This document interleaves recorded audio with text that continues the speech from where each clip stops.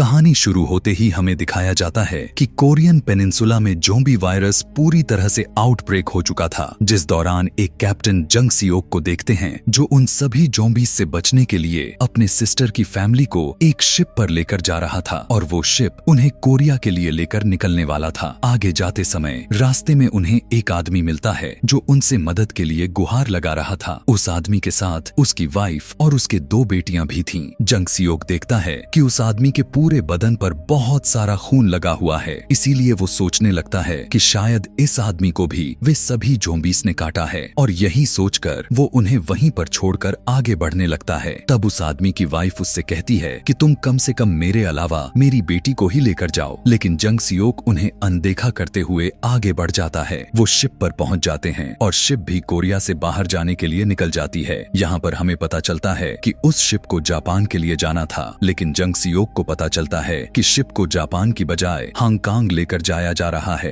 इसीलिए वो उस शिप के कैप्टन से बात करने के लिए जाता है और उसके जाते ही वहाँ की एक कैबिन में एक इन्फेक्टेड आया हुआ आदमी ज़ोंबी में बदल जाता है। उस ज़ोंबी को देखकर उस पूरे कैबिन में डर का माहौल बन जाता है और जंग सियोक के ब्रदर इन लॉ चूल मिन, जो उस समय सप्लाई के लाइन में लगे खड़े थे, उन्हें भी यह सब कुछ पता चल जाता है। और जब जंग सियोक को इस बात की खबर मिलती है तो वो सीधा उस कैबिन की तरफ जाता है, क्योंकि उसका सिस्टर और उसके बच्चे भी उसी कैबिन में मौजूद थे और वो ज़ोंबी उसी कैबिन के बाहर ही मिल जाता है और जंग सियोक उसे शूट कर देता है। और उसके बाद जैसे ही वो उस कैबिन के अंदर जाकर देखता है कि जितने भी लोग उस कैबिन में थे वो सारे के सारे अब इन्फेक्टेड हो चुके हैं और उन इन्फेक्टेड लोगों में उसका नेफ्यू भी था और उसकी सिस्टर अपने बेटे को पकड़कर बैठी थी, लेकिन वो इन्फेक्टेड लोग किसी भी वक्त ज़ोंबी में बदल सकते थे। और यही सोचकर जंग सियोक अपने सिस्टर को वहां से लेकर जाने लगता है, लेकिन वो अपने बेटे को अकेला छोड़कर नहीं जा रही थी। देखते ही देखते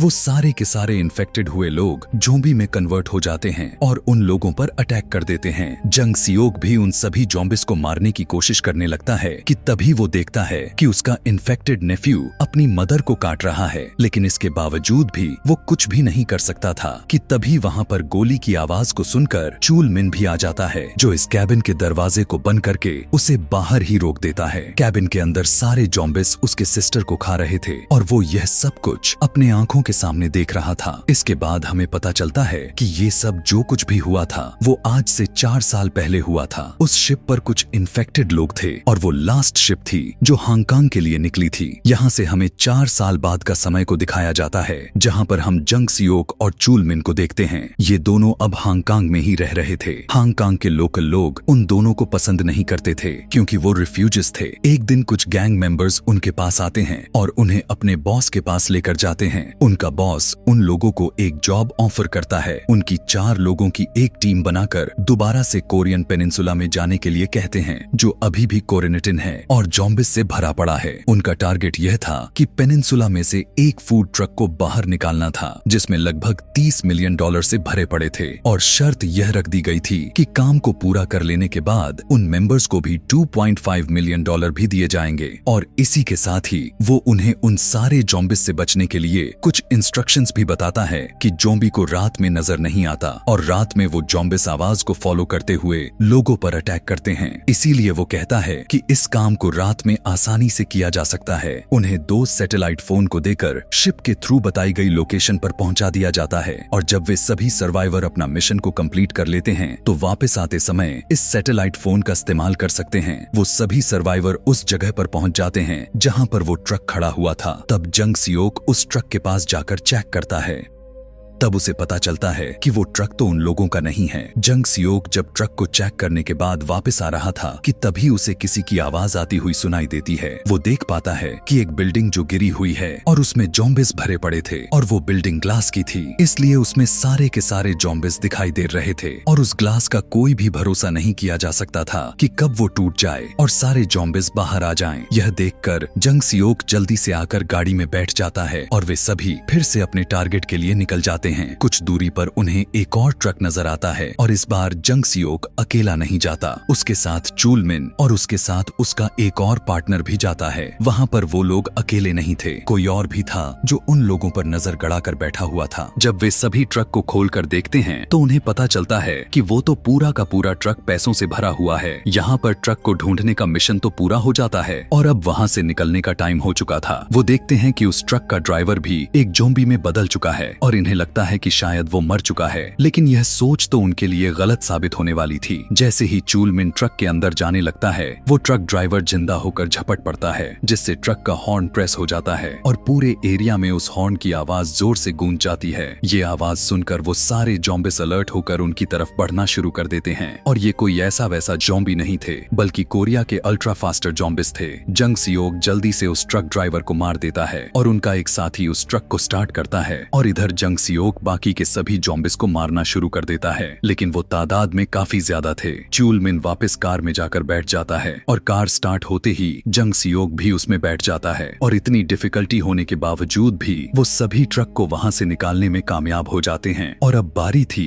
वो सैटेलाइट फोन को यूज करने की, लेकिन इससे पहले कि वो उन्हें यूज कर पाते, अचानक से कोई बहुत सारे फ्लेयर्स उनके गाड़ी के आगे फेंक देता है और ये उन लोगों के लिए उनके सामने बिछाया गया ट्रैप था, ताकि लाइट होने की वजह से ज़ॉम्बिस उनकी तरफ अट्रैक्ट हो सके। और ठीक ऐसा ही होने लगता है। सारे के सारे फास्टर्स ज़ॉम्बिस उनकी तरफ बढ़ने लगते हैं और जल्दबाजी में वे सब अपनी गाड़ियों को भगाने लगते हैं और तभी उनकी कार क्रैश हो जाती है और उनका ट्रक भी उससे टकरा जाता है और जंग सियोक सीधा ट्रक से बाहर जाकर गिरता है। वो देखता है कि उसकी तो तीनों साथी मर चुके हैं, लेकिन असल में तो ऐसा नहीं था। चूलमिन जल्दी से ट्रक के पीछे वाले डब्बे में घुस गया और ट्रक ड्राइवर भी अभी जिंदा था, लेकिन जंग सियोक के पास इतना समय नहीं था कि वो उन्हें चेक कर सके, क्योंकि ज़ॉम्बिस ने चारों तरफ से उसे घेर रखा था और उनसे लड़ते हुए एक समय ऐसा आता है कि वो अपना हार मान जाता है कि तभी हम देखते हैं कि उसके आगे एक कार आकर उसकी हेल्प करती है। वो देखता है कि उस कार में बैठी एक लड़की जियोंग ड्राइव कर रही थी, उसके साथ उसकी छोटी बहन भी बैठी हुई थी। वो जंग सियोक को कार में बैठाकर वहां से निकलते हैं, लेकिन ज़ॉम्बिस हर तरफ फैले हुए थे। हम देखते हैं कि बड़ी मुश्किल से जियोंग अपने कार को बचाकर वहां से निकल जाती है। जियोंग काफी खामोशी से अपने कार को एक ब्रिज के नीचे पार्क कर देती है, क्योंकि सामने ज़ॉम्बिस का एक बहुत बड़ा झुंड था। अब यहाँ पर जियोंग की छोटी सिस्टर अपनी स्किल को यूज करते हुए अपनी रिमोट कंट्रोल को गाड़ी से बाहर निकालती है, जिस पर उसने काफी हैवी टेक्नोलॉजी लगाई हुई थी।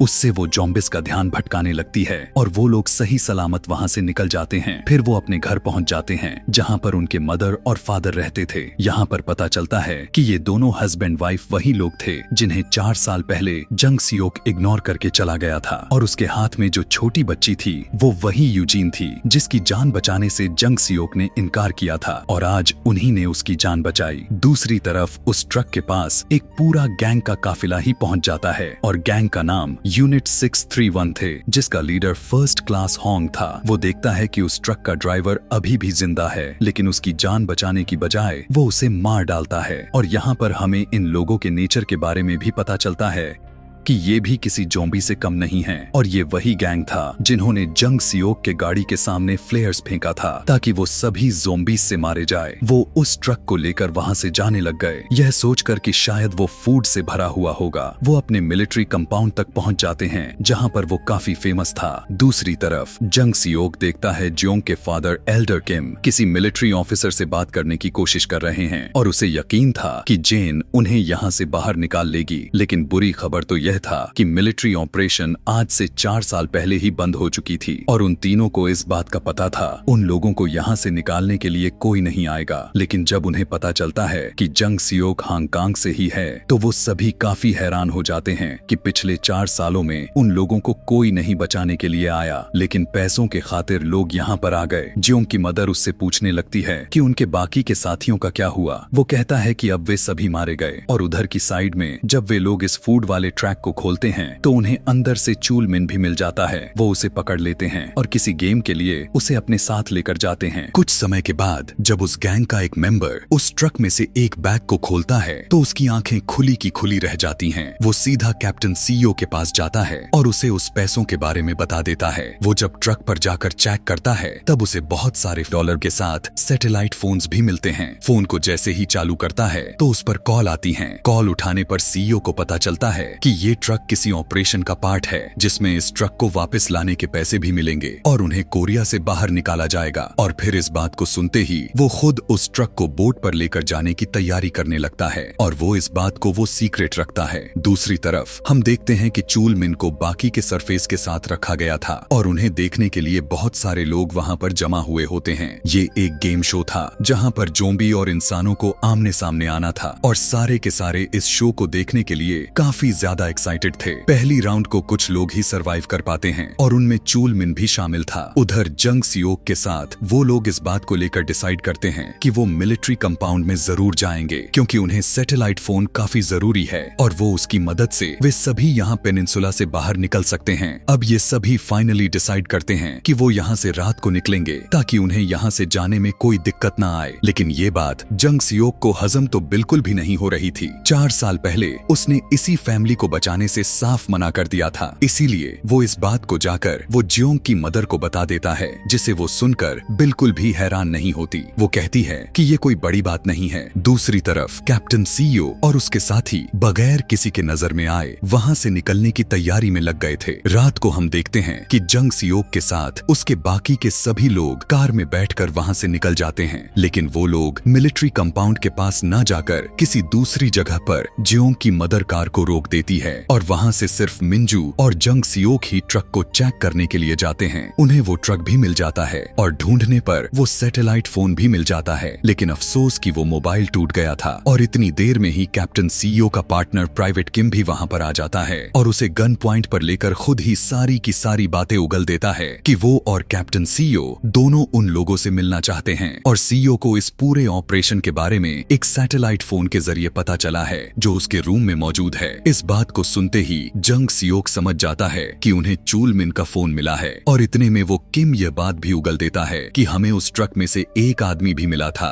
जो अब उस क्रेजी गेम का पार्ट बन चुका है। यह सुनते ही जंग सियोक उसे बचाने के लिए वहाँ से सीधा उसकी तरफ ही भागता है। उसके जाते ही कैप्टन सीईओ भी वहाँ पर आ जाता है। वो बात करने में बिल्कुल इंटरेस्टेड नहीं था, इसीलिए वो फौरन उन पर फायरिंग शुरू कर देता है। तब मिंजू अपनी गाड़ी को रिवर्स करके उसे उठा देती है और उसके पॉकेट से जंग सियोक के सैटेलाइट फोन को निकाल लेती है। लेकिन यहाँ पर एक गड़बड़ हो जाती है। गोलियों की आवाज को सुनकर सारे के सारे ज़ॉम्बिस उन्हीं के तरफ बढ़ने लग जाते हैं। बिल्कुल ठीक वक्त पर जंग सियोक उस गेम में पहुंच जाता है और चूल मिन को बचा लेता है। किसी तरह वो दोनों ज़ॉम्बिस के साथ उन सभी गैंग मेंबर्स से बचकर वहां से बाहर निकल जाते हैं। लेकिन एक ज़ॉम्बी जंग सियोक को पकड़ लेता है और अब चूल मिन के पास सिर्फ 2 ही रास्ते थे, या तो वो अपनी जान बचाकर वहां से भाग जाए या फिर वो उस गन के जरिए जंग सियोक को बचा सकता था। और अच्छी बात तो यह थी कि वो सेकंड ऑप्शन को ही प्रेफर करता है। वो गन से उस ज़ॉम्बी को मारकर जंग सियोक को बचा लेता है। लेकिन तभी उस गैंग का लीडर सार्जेंट उसे पीछे से शूट कर देता है। उसे मरा हुआ देखकर जंग सियोक काफी ज्यादा शॉक्ड हो जाता है। उसे कुछ भी समझ में नहीं आ रहा था कि वो क्या करे। उसकी तो अब सारी फैमिली ही खत्म हो चुकी थी। चूल मिन ही एक बचा हुआ था, लेकिन अब वो भी मारा जा चुका है और वो सार्जेंट उन्हें भी शूट करने ही वाला था। तभी मिंजू उस ट्रक को लेकर वहाँ पर पहुँच जाती है और वो जंग सियोक को ट्रक में बैठने के लिए उसे काफी इंजेस्ट करने लगती है। यहाँ पर हम देखते हैं कि उनके ट्रक को भी ज़ॉम्बिस ने चारों तरफ से घेरा हुआ था और शीशा टूटने की वजह से वो अंदर भी घुसने की कोशिश कर रहे थे कि तभी उन्हें एक लाइट नजर आती है और वो कोई और नहीं जियोंग ही थी जो अपने कार की लाइट से उन सारे ज़ॉम्बिस को अपने पीछे लगा लेती है। बड़ी समझदारी से वो उन सभी ज़ॉम्बिस का ध्यान बटाकर आगे की तरफ जाने की कोशिश करने लगते हैं, लेकिन उनके पीछे पूरा का पूरा गैंग पड़ा हुआ था जो उन लोगों को रोकने की कोशिश कर रहे थे। कुछ गाड़ियों को तो जियोंग ही ठिकाने लगा देती है, लेकिन यहाँ पर हम देखते हैं कि उसी गैंग में से एक ड्राइवर ठीक उसके ही टक्कर का ही उसके पास आ जाता है और वो ड्राइविंग में जियोंग की तरह स्किल्ड था, लेकिन जियोंग उससे ज्यादा समझदार थी और वो अपनी दिमाग को सही से इस्तेमाल करते हुए उससे भी पीछा छुड़वा लेती है। बहुत सारी गाड़ियों के साथ गैंग मेंबर्स डिस्ट्रॉय हो जाने के बाद उस गैंग का लीडर अपने अगले ट्रिक को इस्तेमाल करता है। मिंजू देखती है कि वो सभी कार्स पर लगी हुई बड़ी बड़ी हेडलाइट्स को चालू कर देता है, जिससे वो सभी ज़ॉम्बिस उनका रास्ता ब्लॉक करने लगते हैं। जियोंग बड़ी समझदारी से अपना सारा रास्ता क्लियर करती है। जंग सियोक उनकी लाइट को शूट करके फोड़ डालता है और अब उनका ट्रक जॉम्बिस से बच जाता है और पीछे की सारी गाड़ियां जॉम्बिस के घेराव में आ जाती हैं। पोर्ट पर पहुंचकर वे सभी देखते हैं कि शिप उनके लिए बिल्कुल तैयार खड़ा था। अब वो लोग काफी खुश थे कि वे सभी बच गए कि तभी अचानक से एक कार उसकी कार को जोर से टक्कर मारती है और जब मिंजू देखती है तो वो काफी शॉक्ड हो जाती है क्योंकि उस कार में उसकी पूरी की पूरी फैमिली थी और कार से टक्कर मारने वाला कोई और नहीं बल्कि कैप्टन सीओ ही था। वो फौरन जियोंग को गन पॉइंट पर ले लेता है और उनके सारे के सारे हथियार को नीचे रखने के लिए कहता है। यहाँ पर हम देखते हैं कि सीओ बिल्कुल पागल सा हो गया था और वो जियोंग को कभी भी मार सकता था। यहाँ पर हम जियोंग की छोटी बहन को देखते हैं जो वो अपने दिमाग का इस्तेमाल करके वो अपने रिमोट कार से उसका ध्यान भटकाती है और जियोंग बिल्कुल आजाद हो जाती है। लेकिन सीओ यूजीन यानी उस छोटी बच्ची को देख लेता है और वो उस पर गोली चलाकर जैसे ही मारने वाला था कि तभी सामने से एक आदमी आ जाता है जो कि उसी गैंग का था और गोली उसे ही लग जाती है। मिंजू जल्दी से अपनी गन को उठाकर उसे मारने वाली थी लेकिन उससे पहले ही सीओ उसके पैर पर शूट कर देता है और ट्रक लेकर वहाँ से भाग जाता है। वहाँ से जाने का टिकट भी उसके पास मौजूद था और एक बार फिर से वो लोग पेनिनसुला में ही फंस जाते हैं। वो ट्रक लेकर शिप पर पहुंच जाता है और वो लोग चेक करते हैं कि ट्रक में कैश है भी या नहीं। यहाँ पर हम देखते हैं कि ट्रक को रिसीव कर लेने के बाद भी वो अपना वादा पूरा नहीं करते और वो सीईओ को शूट कर देते हैं। लेकिन अभी सीईओ जिंदा था। वो उस ट्रक को रिवर्स करके फुल स्पीड में ट्रक को चला डालता है और वो ट्रक शिप से बाहर आ जाता है। दरवाजा खुलते ही सारे के सारे जॉम्बिस अंदर आने लगते हैं और इतने सारे जॉम्बिस को कंट्रोल कर पाना उनके लिए काफी मुश्किल था। सीईओ खुद और उन लोगों को साथ में लेकर डूब जाता है और इधर से जंग सियोक के साथ बाकी के फैमिली भी देख रही थी। अब यहाँ पर हमें पता चलता है कि जब कैप्टन सीओ यूजीन को शूट कर रहा था तो उसके सामने आने वाला आदमी कोई और नहीं बल्कि उसके फादर एल्डर किम ही थे जो अब धीरे धीरे अपना दम तोड़ रहे थे, जिसके बाद वो मर जाता है।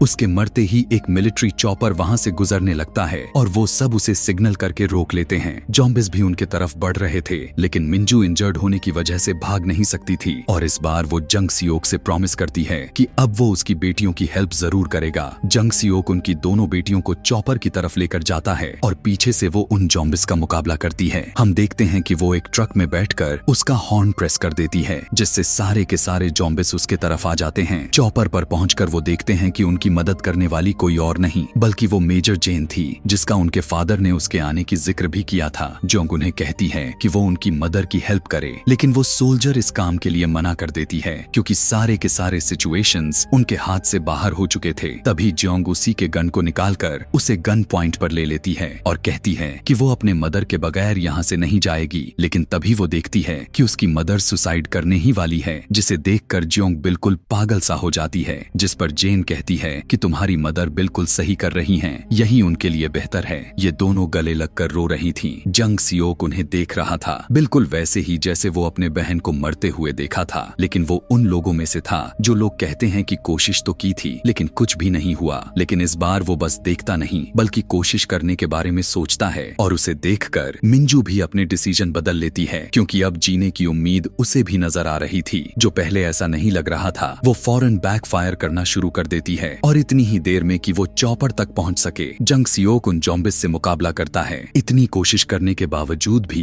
फाइनली उनकी मदर बच जाती है। वो चारों बिल्कुल सुरक्षित तरीके से उस चॉपर में आकर बैठ जाते हैं और फाइनली सेफली तरीके से पेनिनसुला से बाहर निकल जाते हैं। और इसी के साथ यह कहानी यहीं पर खत्म हो जाती है। Thanks for watching.